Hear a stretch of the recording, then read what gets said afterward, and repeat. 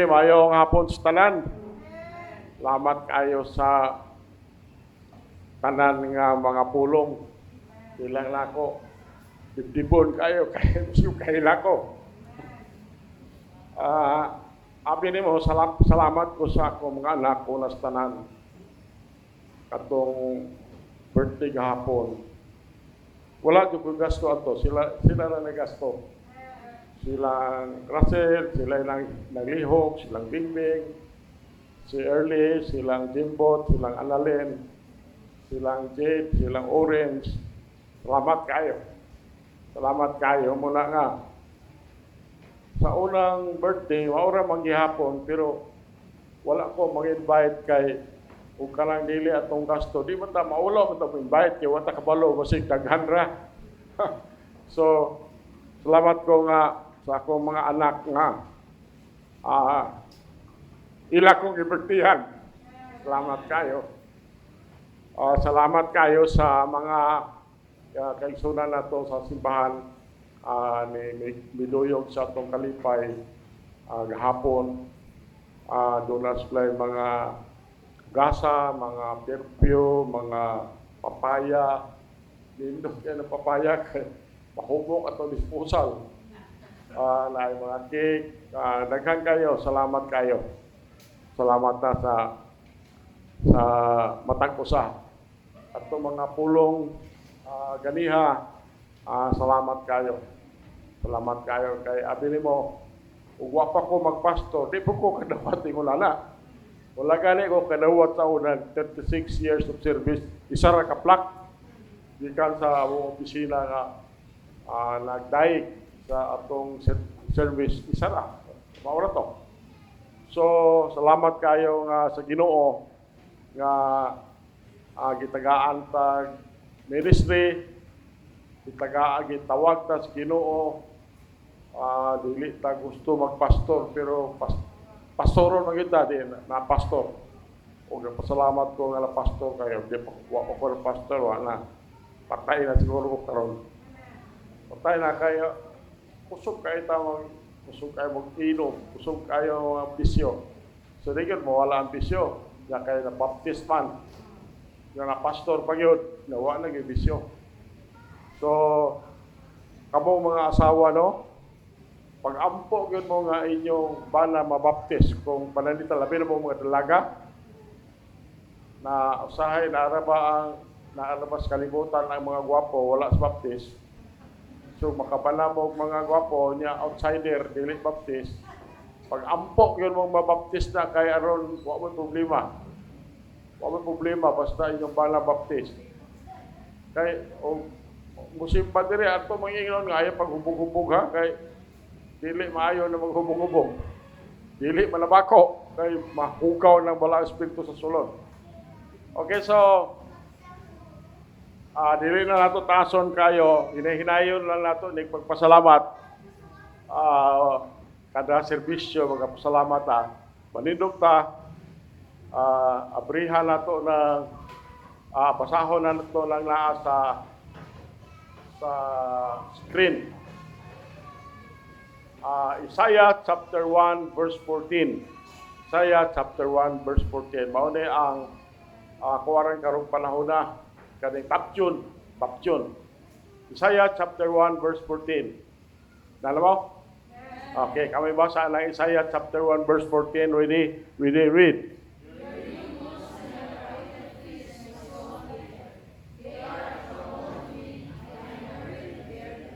Apo ta ama na malagit nun, buhi na mga Dios. Salamat kay Ginoo sa imong kaayo bisan sa nining church. Imong kaayo sa kinabuhi sa tanan. O salamat sa imong pulong, Lord. Mahal mo langit nun. Dili mga malitok sa mga pulong ang among pagpasalamat o ang among mga kalipayaman sa imong kaayo sa among kinabuhi. Diyos nga langit nun, among ipangamuyo, kining mensahe karon taga igahom ang imong pulong. Kining mong lipon, taga igsusulti, tabone kami spililho ng dugo, amahan. Tungod kay kana lang, tinagi lang ana ang protection sa imong mga anak.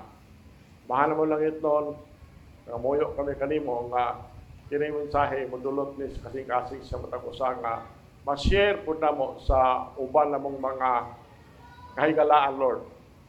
Amahan kini among pagampo pangaliw po kanimo gisalig namo ang talang Jesus Christ among buktong personal nga manluwas. Amen. Okay, lingkod ta. Kahit paluman ta nga dito pagadian karong simana ang program ang ngalan na Pasalamat Festival. Ito sa feast. Dungan na siya dito sa Cebu. Pwede ka ng tao. Isang dito sa ato, pwede ka ng tao. Sa Cebu, pwede ka ng tao, sinulog. Takhan kayo. Pagdaladala sila, kita na ko itong fluvial parade, barko mga ilang gamit. Naago dito yung gagawag, lingkod, tindog, boden sa Santo Niño. Nga, sa lalan, 14 ka ng tao kayo. Kanang kasandahan, siguro akong estimate lang, mga 6 slaves. Pero, puno. Grabe kayo. So, mauna sa Cebu.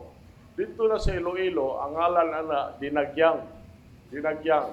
Wala kayo ko nakakita sa Facebook, sa kadaghanon sa tao, pero nagtuo ko, maura niya po daghan kayo tao siguro. Then, diha sa Aklan. Sa Aklan na, ang ilang ngalan na ati-atihan, maura niya po. Kana ilang festival, maura po si Kalang Santo Niño, ilang sayaw-sayawan, ilang iparade, nagrespeto ta sa ilang pagtuo. With due respect sa ilang faith, ato lang girespetuhan siya. Pero sa man ang pulong sa Dios ang nag-isulti ni Ana. Matod pa din sa atong ibasa. Ang inyong bag-ong mga bulan o ang inyong tinudlo nga mga pista gikaligot-kutan sa akong kalag. Wala kayo ni saya. Kana sila usa ka kasamo alang kanako. Ako gikapuya na sa pagdala kanila. Kasi sa og naka-witness man kana, naka-witness man ta lang feast nila. Pero ingon din ang inyong bagong mga bulan o ang inyong tinudlo nga mga pista, gikaligot-kutan sa akong kalag. Kana sila usa ka kasamok alang kanako. Ako gikapuya na pagdala kanila. So ang ato mensahe karon naguluhan ni siya og the feast, mga pista. My soul hated. Ang mga pista nga gikaligot-kutan sa akong kalag. Mao na atong mensahe karon kahaponon. Mga igsuon ko nga mga hinigugma, kani nga verse nga atong ibasa karon ini kahaponon, usa ka pinaka maligdong, usa ka sulim o usa ka pangitaon kayo, usa ka searching statement nga gisulti sa labing gamhanan nga Dios. It is not spoken to the heathen. Wala ni gisulti sa mga pagano. Wala gisulti sa mga pagano. Katong pagano bitaw nga nagsimba sila ang ilang Ginoo, adlaw, bulan. Wala ni sila. It is not spoken to the heathen. Wala ni gisulti ngadto sa mga nagsimba o mga dili tinuod nga Diyos sama ang kahoy, sama ang simento. Wala ni gisulti dito ni Isaya. Apan di niya gisulti ngadto sa Israel. Israel, the covenant people of God. Kabalo man ka sa mga Israel, chosen people of God. Dito niya ni kaniyang gisulti. Dito niya ni gi-address ng iyahang atong gibasa karon. So, it is spoken to those who kept feast. Sulti ni atong mga katawhan nga nagapadayon sa ilang pista. Nag-observe sila sa ilang holidays. Dayon, nagtapok sila aron pagsimba sa ilang Ginoo. Yet, ang Ginoo miingon, my soul hated. You see? Ang akong kalag naligut-gut. What a terrifying thought. Usa ka makahadlok kay hula-hula ba? Nga, the very acts, katong ilang gihimo, nga ilang bot pasabot ka ilang Tagalog pasidugog ang Dios nahimo hinoong object of hatred. Nahimong object of hatred sa Ginoo. So, ang mensahe nga nag-confront nato upan karon kahaponon mao ni nga mga serious question. Serious question. Mao ni siya. Can religious activity exist without righteousness? Wala ang pirmirong question. Can religious activity exist without righteousness? Number 2, can worship be outwardly correct but inwardly offensive to God? Muna ikaduha pakutan na. Ikaduha pakutan na ako ito na. Can worship be outwardly correct? Ang pagsimba ba sa gawas, maingon na to nga insakto, pero sa sulod, offensive sa Ginoo. Doon ay kaligutot ang Ginoo. So today, we shall examine why God hated their fest. Atong susihon ngano ang Ginoo doon ay kaligutot sa ilang mga pista o unsay tinguha gyud sa Ginoo, what God desired instead, and how this warning applies to the church today. Wala ito mensahe karon. So, number 1, the context of God's strong words. Ang kinatibok ang pagpasabot sa pulong ligon nga pulong sa Ginoo. The context of strong words. Si Isaiah, kaning propesy ni Isaiah, ato ning panahon sa religious abundance sa Israel, pero there was a moral decay. Ang ilang morality ba, murag down kayo, nga grabe ka ilang pagpakasala tubangan sa Dios. Ang Israel aning panahon na busy kay sa ilang sacrifices, busy kay sa ilang festivals, busy kay sa ilang seremonyas, yet ang ilang kasing-kasing layo kay sa Ginoo. Layo kay sa Ginoo. So earlier in this chapter at mabasa, God declares Isaiah chapter 1 verse 2, kamo mo basa na Isaiah chapter 1 verse 2. Ano yung giingon ni Isaiah? Kamo basa, read.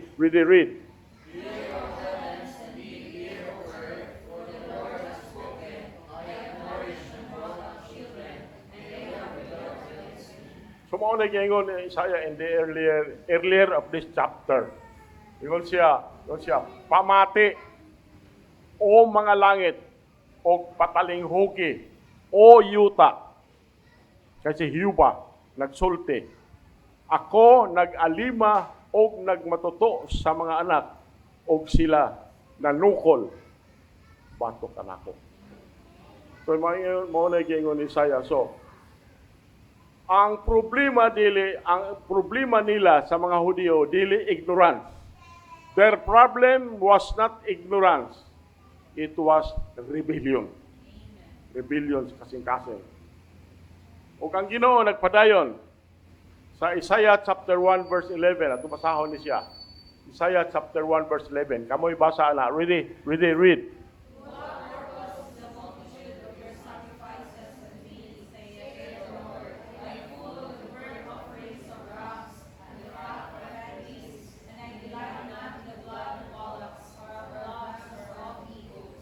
So mao na giingon ni Isaiah sa 11, ingon siya, magaunsa man kanako ang gidaghanon sa inyong mga paghalad, miingon si Hiuba.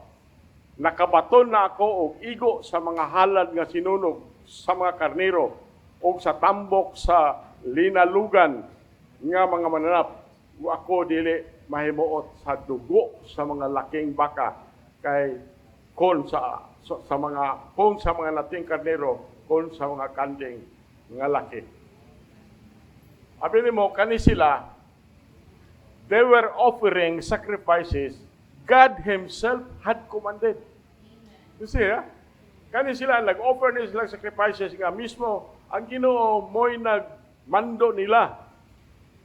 Yet, gi-reject na si Ginoo. Gi-reject si Ginoo. God rejected them. Why? Because obedience was absent. Walay pagkamasinugtanon. Wala na ang nahitabuan niya siya. So, balikon ako, ang ilang problema was not ignorance. Ang problema nila, it was rebellion. So, mauna na ang number one, mauna ang pagpasabot kanila sa likod nga pulong sa Ginoo. Number two, nabasa na ito ganihan dito, your new months and your appointed feast. Wala ito nabasa dito. Now, kanini ang pista nila, dili ni sila pagan rituals. Were not pagan rituals. They were divinely instituted celebrations. Sugo nil, parehas ang Passover. Kanang Passover, ilam lang i-celebrate yun. Hantod karon, nagsugod na dito sa Egypt. Katong gibutangan ang ilang puntahan o dugo sa karnero. Ngayon, pag-agi sa angel, nga naay dugo ang puntahan, gulabay lang. Pero wala gani, mamatay ang kinamugulangang anak. Maunay nga nag-gisayluan, Passover. Hantod karon, ilam lang i-celebrate. Nag-celebrate sila ng new months. Nag-celebrate sila ng secret assemblies nga gimando sa balaod. Apan, tanawa na kung unsay gisulti sa Ginoo. Siya, your new months, your appointed feast, they were no longer God's feast. Dili na pista sa Ginoo. They had become man-centered observances.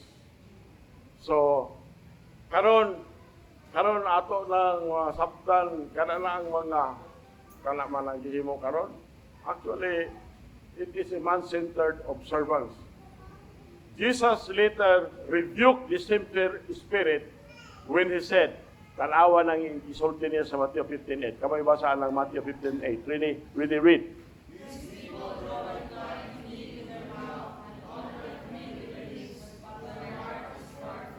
Muna na ingon sa Mateo. So mga igsoon, kung ang pagsimba gani, wala din ang sincerity, God is not impressed by form. Rekon ako, when worship loses sincerity, God is not impressed by form. Isang magligid-ligid pa ka diha dito sa Boulevard.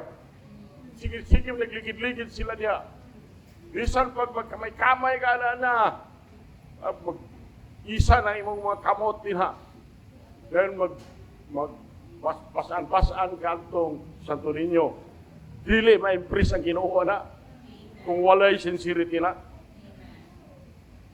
So, kanang new months and your appointed feast, mando na si Ginoo. Pero yun ang Ginoo nga, dili na ko galahan ang inyong mga pista kay mura kasing-kasing ninyo minimburot nga na nasa. Nagpahambog na mo ba?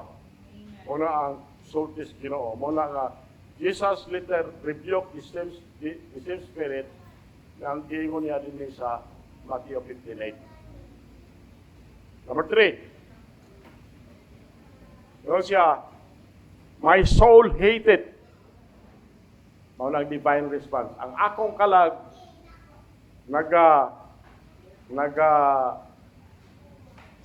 kaligot-got. Nagakaligot-got siya. Kanibiya, strong language biya ni. Dili biya ni language nga kalang language nga murag gaan ra bitaw. This is a strong language. Ang Ginoo wala baya moingon siya nga wa ko ginahi ana.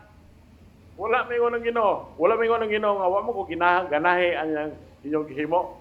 Ingon siya, suko ko ana. Ingon ang Ginoo, He hates them. Kano man nga severe kayo ang pulong sa Ginoo. Abi nimo nga no? Because hypocrisy insult God's holiness. Kanang salingkapaw naka-insulto na sa pagkabalaan sa Dios. 1 Samuel 15:22. Kamoy basa ng 1 Samuel 15:22. Really read. And Samuel said, The Lord has greatly delighted in burnt offerings and sacrifices, as in obeying the voice of the Lord. Behold, the way is better than the sacrifice, and turner than the fat offering. So, kung nag-ingon na sa 1 Samuel 15:22 yung siya. Ug si Samuel may ingon, ang Ginoo ba adunay dakong kahimuot diha sa mga halad sinunog ug mga sakripisyo? Maingon diha sa pagtuman sa tingog sa Ginoo? Tan-awa, ang pagtuman mas maayo kaysa sakripisyo ug ang pagpaminaw kaysa tambok sa turo nga mga karnero.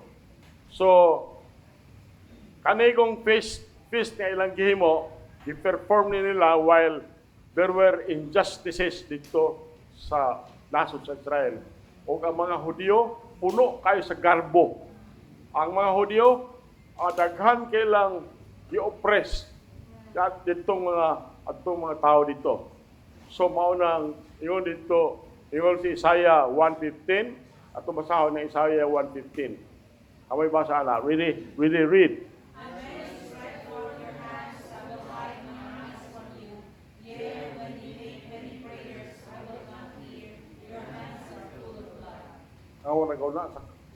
Sakit ba kayo na siya? Ingon rin.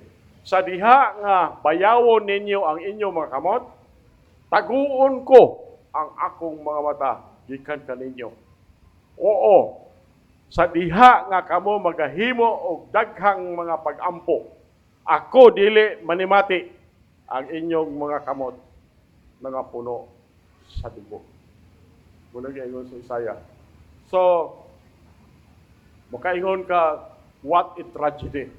Usa kini ka trahedya. Nga mag-ampo ka, dayon dili madungog sa Ginoo. Magsimba ka, dayon dili dawaton sa Ginoo. You see? Isod kayo, pait kayo ni ingon ana ni ilang gihimo. Number 4. They are a troubled unto me. Dito sa ating ibasa kanya, they are a troubled unto me. Ingon sa ang Ginoo, ingon siya, ang ilang worship, nahimo niyo ang bukat kay kanila. Kung apin ni mong ano, religion without righteousness, where is God? Ang religion nga walay pagkamatarong, nasubok kayong Ginoo. Yun siya, I am weary to bear them. Ato lang ang basahon ng bahin sa righteousness na sulti ni Paul. Romans 4:5. Romans 4:5. Kamay basa ng Romans 4:5. Really read.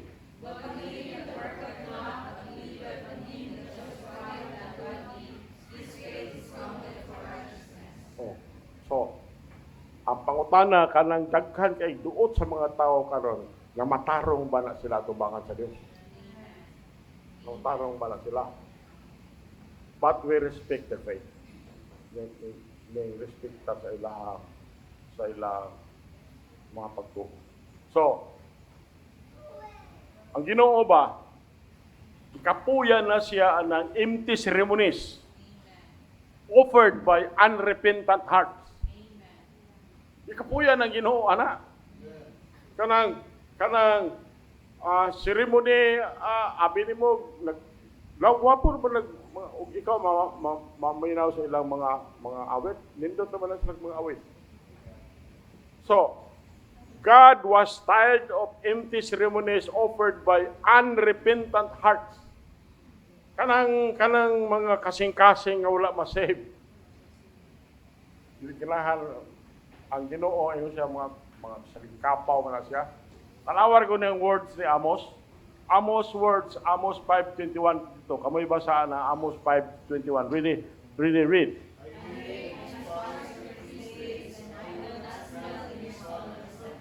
Verse 22 go.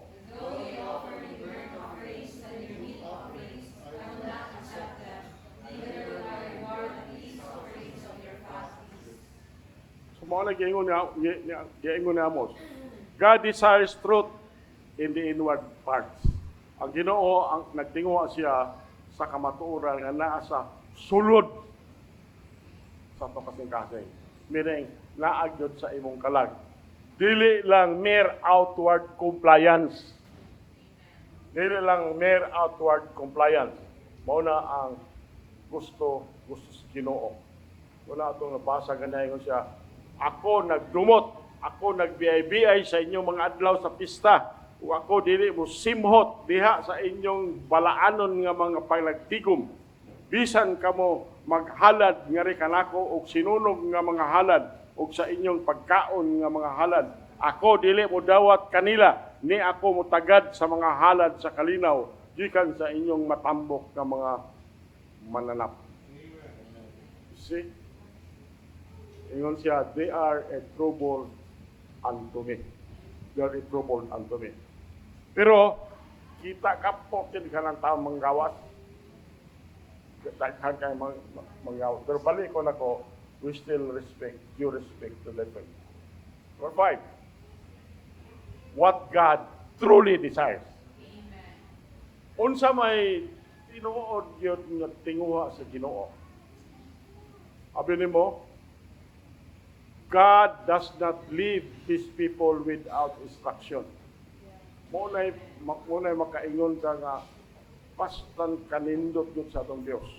Nga atong gituhuan. Wala siya bubiya sa iyang mga katawhan nga wala siya magbilin og instruction. Gisultihan sila exactly unsay gusto si Ginoo. Talawar ko di Isaiah 1:16. Talaw na Isaiah 1:16. Kamoy basa na. Ready read.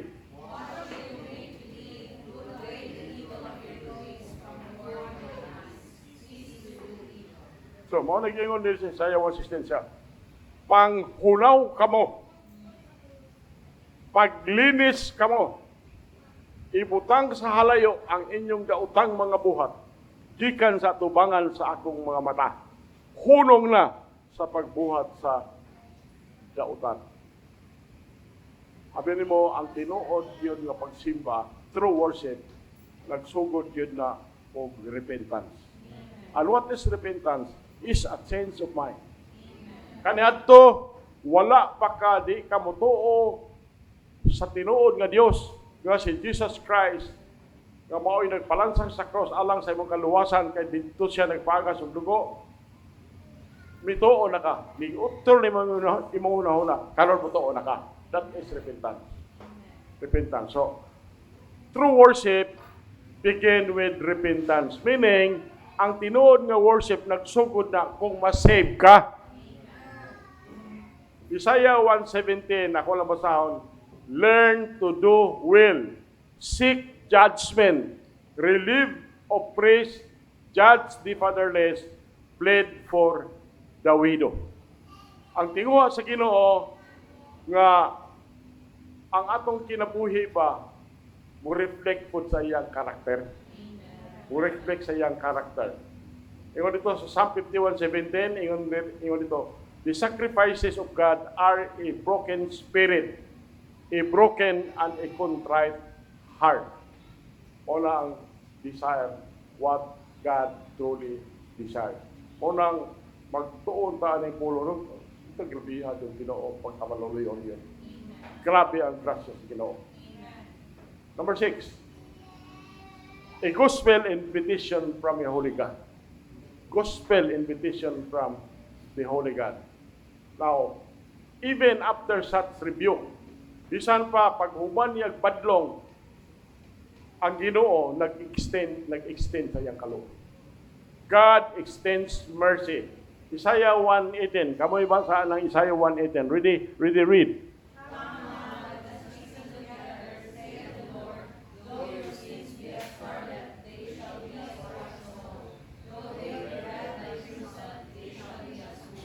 Ngunit kayo si Ginoo isa, umari ka mo karon, ug usahan ta sa paghusay, nag-ingon sa Hiyoba. Bisan pa ang inyong mga sala mapula, sila pagaputiun, ingon sa Nive. Bisan pa sila lubos mapula, sila mahimong sama sa maputing karnero. So, makaingon ta, lalong yung kayo ang grasya sa Ginoo. Makaingon ka, what grace? The God who hated their feast, ang Ginoo nga nasuko sa dunay kaligut-gut sa ilang mga pista. Sa gihapon, gi-invite sila nga pasayloon sila. So kanang nakita nato di na sa Boulevard, daghang kaayong tao, sa Cebu daghang kaayong tao, di na sa Iloilo daghang kaayong tao, ati-atiha daghang kaayong tao. Kana sila tanan. Gi-invite sila sa Ginoo. Gi-invite na sila sa Ginoo. So, Hebrews, kaning invitation sa Ginoo na kakita ni sa fulfillment diha ni Jesus Christ. In the book of Hebrews 10:10 ingon dito, by the which will we are sanctified through the offering of the body of Jesus Christ once for all. Now, Christ's sacrifice replaces empty religion with redeemed relationship. Balik ko na ko. Christ's sacrifice replaces empty religion with redeemed relationship. So, ako lang lakbitan diri ang gospel nga mao'y gitudlo ni Paul na to, the gospel of Jesus Christ, nga mabasa na to in 1 Corinthians 15:1-4. Okay, kamoy basa lang. Sige naman nato ning mabasa, pasila ninyo basa. 1 Corinthians 15:1, read.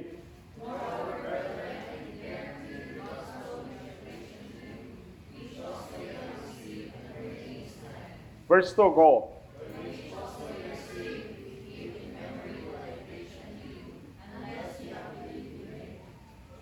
Verse 3, go.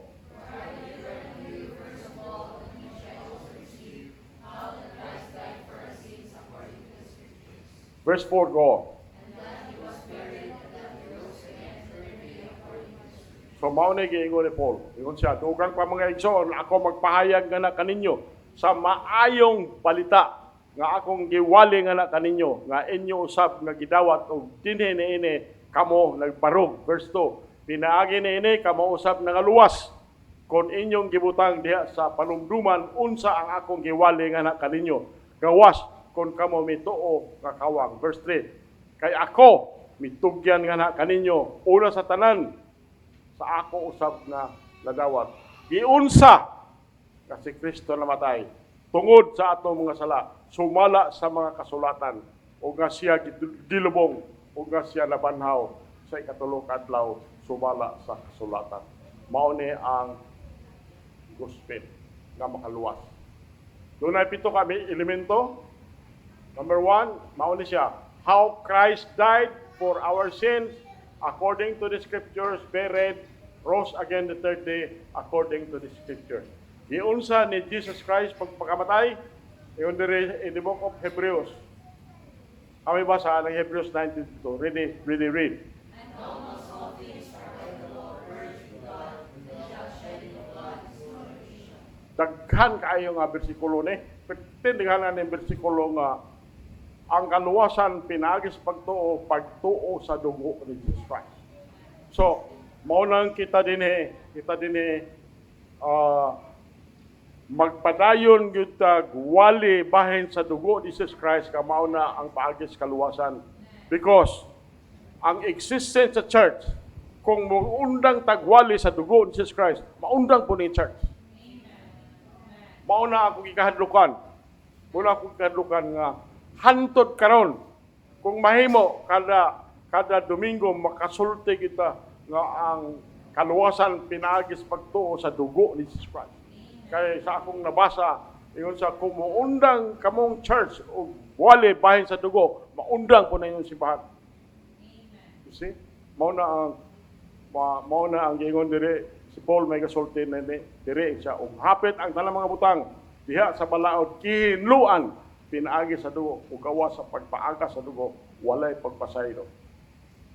So mauna nga tan-aw na to ang dugo ni Jesus Christ dito sa cross.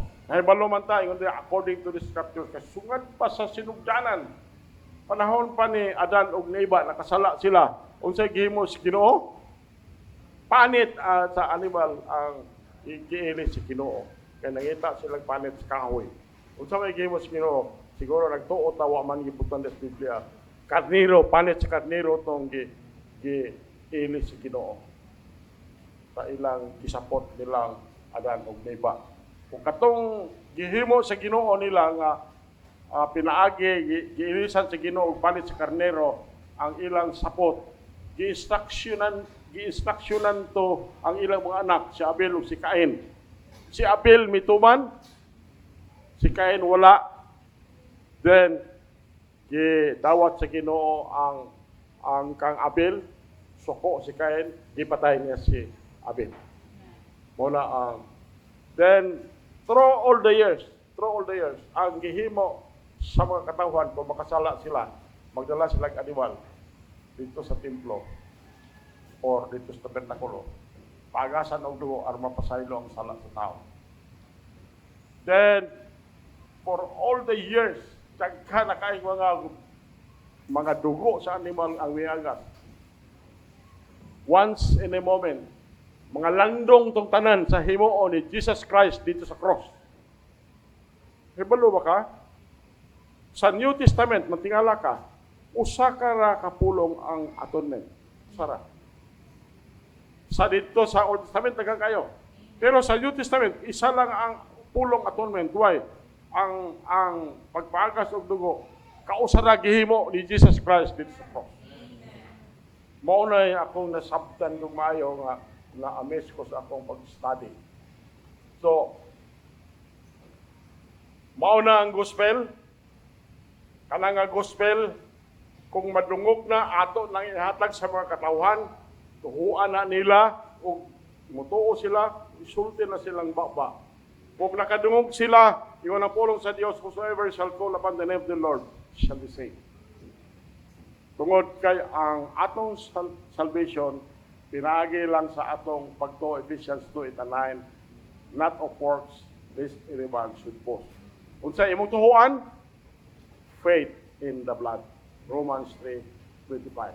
Kung imo nang himo una, mahimo kang anak sa Dios.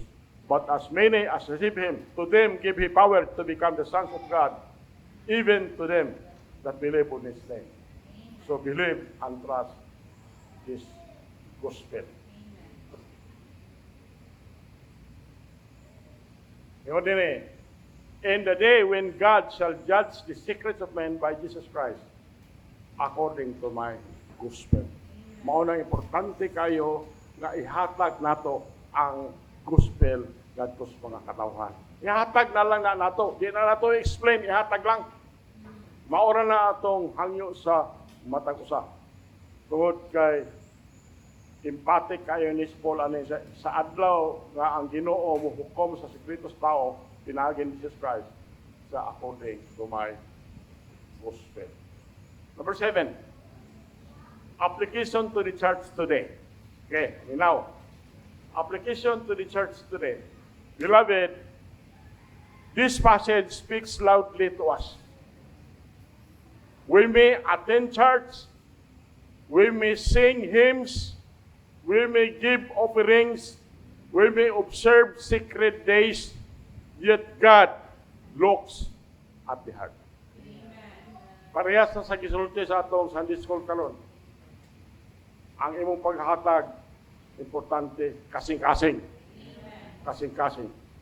So, Hebrews 10:22, kamoy basa ng Hebrews 22. Ready read.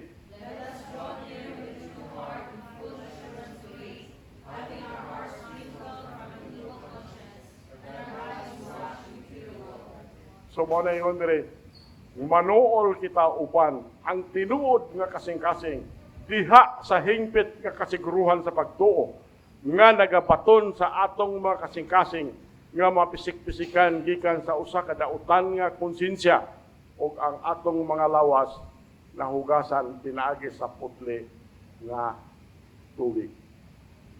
Now, balikon ako pagsulti, God does not hate worship. God does not hate worship. He hates hypocrisy. Soko ang Ginoo niya ng mga taong salingkapaw. Salingkapaw. Walang sutan sa Ginoo.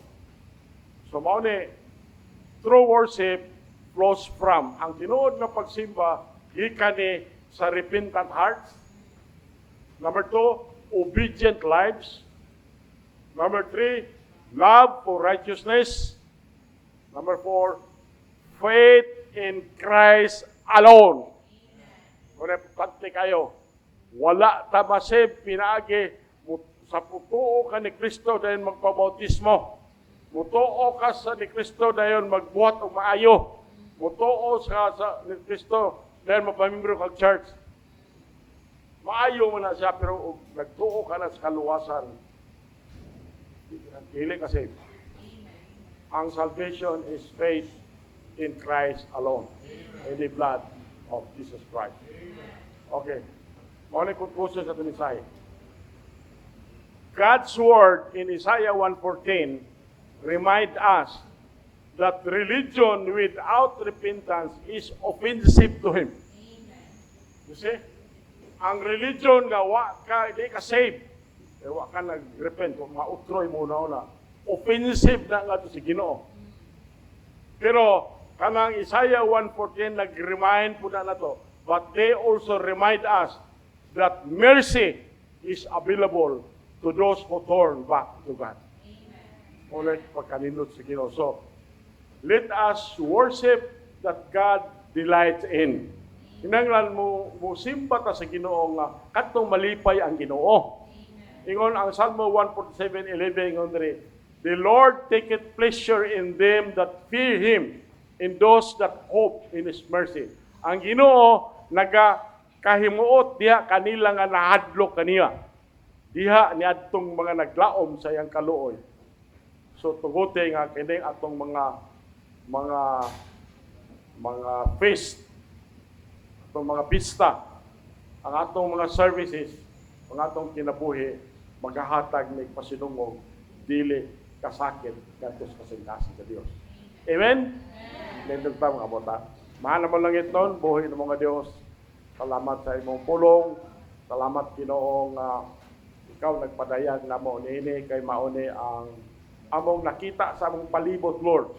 Kang mga tao, kami masakit among kasing-kasing kay nasayod mi nga daghan kay sila pagpasidingog diha kaniyo pero sayod mi wala ka malipay amahan tungod kay ang ilang gihimo pagpasidungog lang sa Dios nga bata pa kami nasayod nga ikaw nana sa langit dili bata amahan among ipangamuyo kanimo Ginoo apan nalangin ang matang usa nga naa karon kahaponon nahangyo ko, you can sit it down there, you can kneel, you can come to the altar, then makikistorya sa Ginoo.